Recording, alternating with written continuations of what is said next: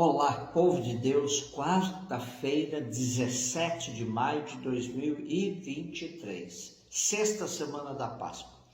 A nossa reflexão de hoje é a partir de Atos 17, 15, 22 e até 18 e versículo 1. E João 16, 12, 15. Naqueles dias, os que conduziram Paulo levaram-no até Atenas. De lá, voltando, transmitiram a Silas e Timóteo a ordem de que fossem ter com ele o mais cedo possível e partiram. De pé, no meio do Areópago, Paulo disse: Homens atenienses, em tudo eu vejo que vós sois extremamente religiosos. Com efeito, passando e observando os vossos lugares de culto, encontrei também um altar com esta inscrição: ao Deus desconhecido. Pois bem, esse Deus que vós adorais sem conhecer é exatamente aquele que eu vos anuncio. O Deus que fez o mundo e tudo o que nele existe. Sendo o Senhor do céu e da terra, ele não habita em santuários feitos por mãos humanas. Também não é servido por mãos humanas, como se precisasse de alguma coisa, pois é ele que dá a todos vida, respiração e tudo mais. De um só homem ele fez toda a raça humana, para habitar sobre toda a face da terra, tendo fixado os tempos previamente estabelecidos e os limites de sua habitação.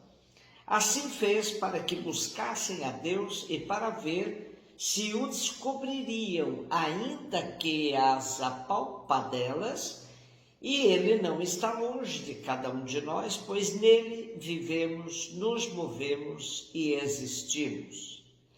Como disseram alguns dentre vossos poetas, somos da raça do próprio Deus.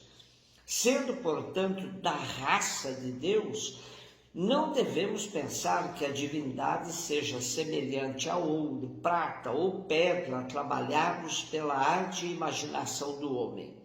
Mas Deus, sem levar em conta os tempos da ignorância, agora anuncia aos homens que todos e em todo lugar se arrependam, pois ele estabeleceu um dia em que irá julgar o mundo com justiça por meio do homem que designou diante de todos, oferecendo uma garantia ao ressuscitá-lo dos mortos. Quando ouviram falar da ressurreição dos mortos, alguns caçoavam e outros diziam: nós te ouviremos falar disso em outra ocasião. Assim, Paulo saiu do meio deles. Alguns, porém, uniram-se a ele e abraçaram a fé. Entre eles estavam também Dionísio, o Areopagita, uma mulher chamada Dâmaris e outros com eles. Paulo deixou Atenas e foi para Corinto. Finalmente chegamos em Atenas, local de missão de Paulo esperado pelo autor dos Atos dos Apóstolos, Lucas. Paulo vai tentar um novo método de anunciar a boa nova. Abre mão do querigma, não começa citando as Escrituras, como sempre fez no meio dos judeus. Vai buscar argumento na maneira dos gregos se relacionar com o transcendente, por meio da filosofia e até da poesia. Era comum entre os gregos a busca pela verdade, por meio de debates filosóficos. Paulo ousa entre eles, dizendo que a verdade só é encontrada por meio de um homem que ressuscitou de entre os mortos. O auge da pregação de Paulo está na afirmação de que todos somos da mesma raça de Deus.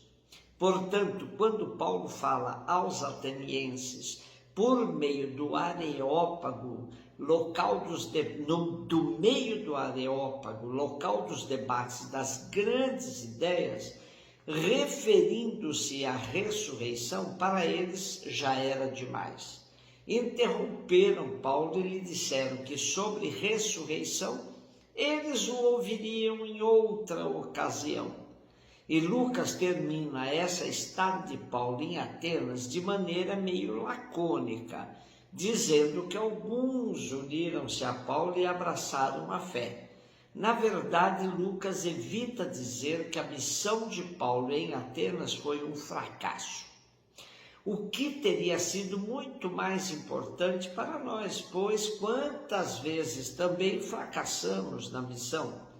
Uma grande prova de nosso fracasso na formação do povo cristão é ver inúmeros irmãos defendendo pena de morte, revelando-se misóginos, homofóbicos, racistas, meritocratas, optando pelo armamento, defendendo pessoas declaradamente anti-evangélicas e, o pior de tudo, aporofóbicas, isto é, com aversão aos pobres.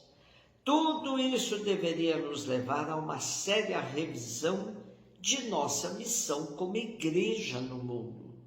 Enfim, ao citar esse discurso de Paulo, Lucas quer dar um exemplo de como se pode apresentar o querigma aos pagãos cultos.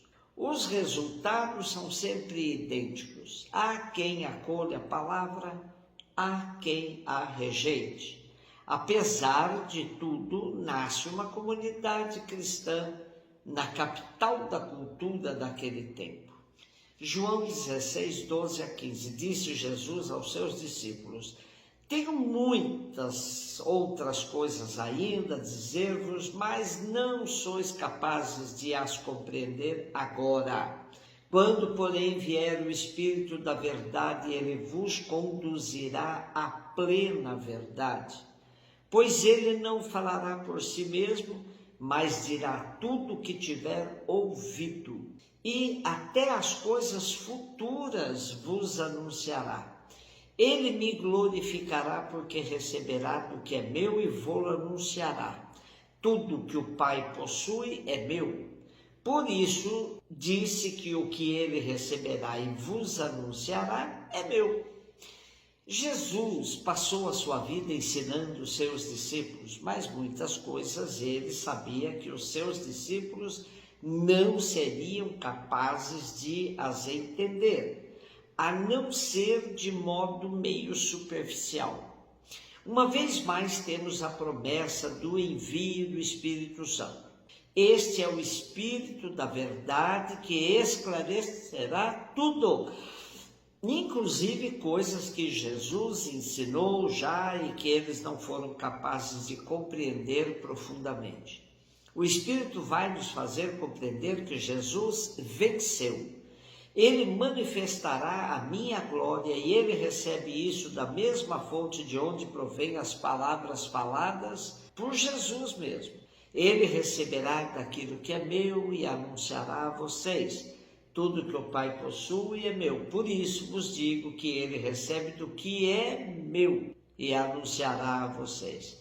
O ensinamento do Espírito Paráclito para o dia a dia na ausência de Jesus tem a mesma natureza, qualidade e importância que o ensinamento de Jesus durante sua vida terrestre. Daí a importância de saber distinguir os espíritos. A missão do Espírito Santo será semelhante à de Jesus, mas dirigida para o passado e para o futuro. Como durante a sua vida terrena o Filho nada fez sem o consenso e a unidade do Pai, assim também o Espírito há de agir em perfeita dependência de Jesus na igreja pós-pascal. O Espírito será guia na compreensão da palavra de Jesus e do próprio Jesus. Fará ver a realidade de Deus e da humanidade como o Pai e o Filho a veem. Fará conhecer ao mundo e à história na perspectiva da novidade iniciada com a morte e a ressurreição de Cristo. Um beijo no seu coração.